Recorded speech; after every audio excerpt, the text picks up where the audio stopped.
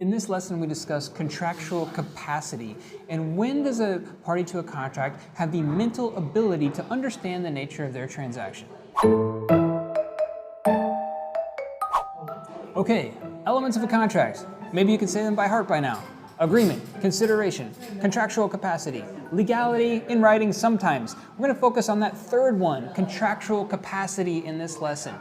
You have to have the mental ability to understand the nature of your transaction in order to form a valid contract. So what does it mean to have the mental ability?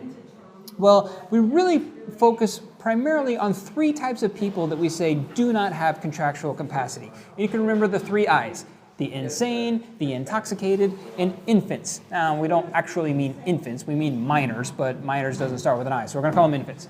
So let's talk about the insane first. Now, the term insane or insanity or legal insanity is not a psychological term.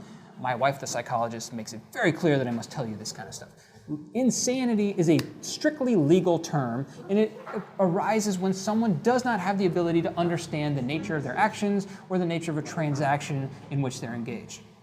So there's two types of insane people when it comes to contracts. The first is what's called adjudged insane. Now, this is when there's actually been a court proceeding. A court has found that a person is mentally incompetent and usually has appointed some sort of guardian ad litem for that person. Now, if a person has been adjudged insane, there's a really good chance that they live in a mental health institution or are somehow otherwise limited in their interactions with the public. If you enter into a contract with someone who has been adjudged insane, this is pretty unlikely, but if you do, that contract is just void on its face. Courts won't consider it. All contracts with people who have been adjudged insane are void. Now, the second type of mentally insane person is what's called insane but not adjudged insane.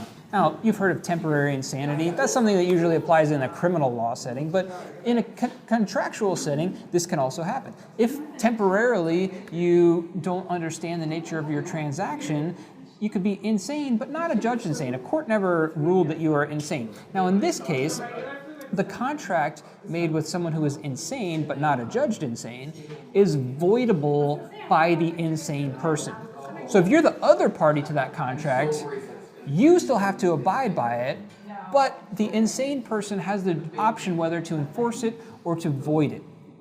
Now, if they decide to void it, this is called disaffirmance. If the insane person decides to disaffirm that contract, they have what's called the duty of restitution. Duty of restitution means you got to put everybody back to where they were at the time you formed this agreement. So you got to give property back.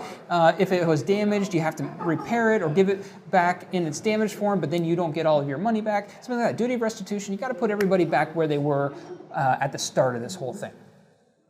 Okay, the second I, intoxication. Intoxicated parties, people under the influence of drugs, alcohol, things like that. As a general rule, contracts entered into by intoxicated parties are also voidable by the intoxicated person. And same general rule applies as in the previous example. Intoxicated persons have the duty of restitution when they disaffirm a contract they made while they were intoxicated, meaning they have to put everybody back in the same position they were in before they entered into that contract. Now, the third example of people who lack contractual capacity are what we call infants or minors, right? So a minor is someone who has not reached the age of majority. This is actually different depending on what state you're in. Here in Illinois, where we are, the age of majority is 18. In some states, it's 19. In some states, they have these weird rules like it's 19 unless you've graduated from high school, then it's 18 or something like that. If this really is something that impacts you, you probably want to check the rules in your state, but we're just going to use 18. It's 18 in most states. So if you are under 18 and you enter into a contract with an adult, as a minor, you again have the ability to disaffirm that contract. You can enforce it against the adult, or you can choose to disaffirm it. Now, the big difference for minors is that you don't have this duty of restitution. Remember, the duty of restitution is everybody has to be put back in the same place they were at the beginning. Instead, minors have what's called the duty of restoration. The duty of restoration is really different. This means that you don't have to put everybody back in the same position they were in at the beginning of all this, But minors only have the duty of restoration, which requires them to return property in whatever condition it was in at the time of disaffirmance. This could be really bad for the other party of the contract. Take an example.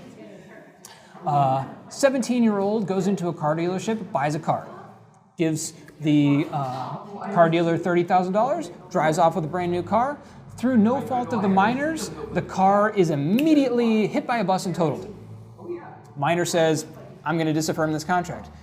The duty of restoration says the adult has to give the minor back their money.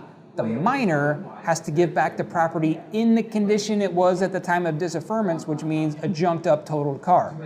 This is really bad for the adult, right? And as a public policy, we just really want to discourage adults from entering into contracts with minors, so we place all of the risk of loss on the adult in that situation. Now, a couple of exceptions to this duty of restoration.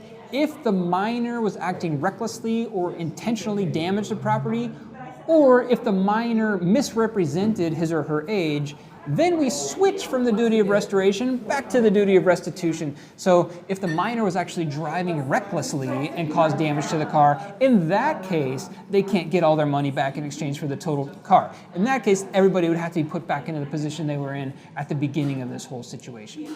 A couple more points about minors that can be pretty important.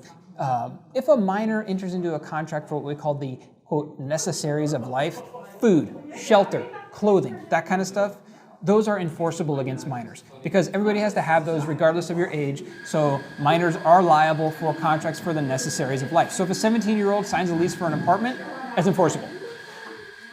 Also, when it comes to the necessaries of life, parents can be held liable for their minors' necessaries of life because it's a parent's obligation to provide for those. And then finally, if a minor has entered into a contract and then reaches the age of majority and doesn't disaffirm the contract within a reasonable time after reaching the age of majority, it's called ratification, and from that point on, the contract is not voidable by the minor.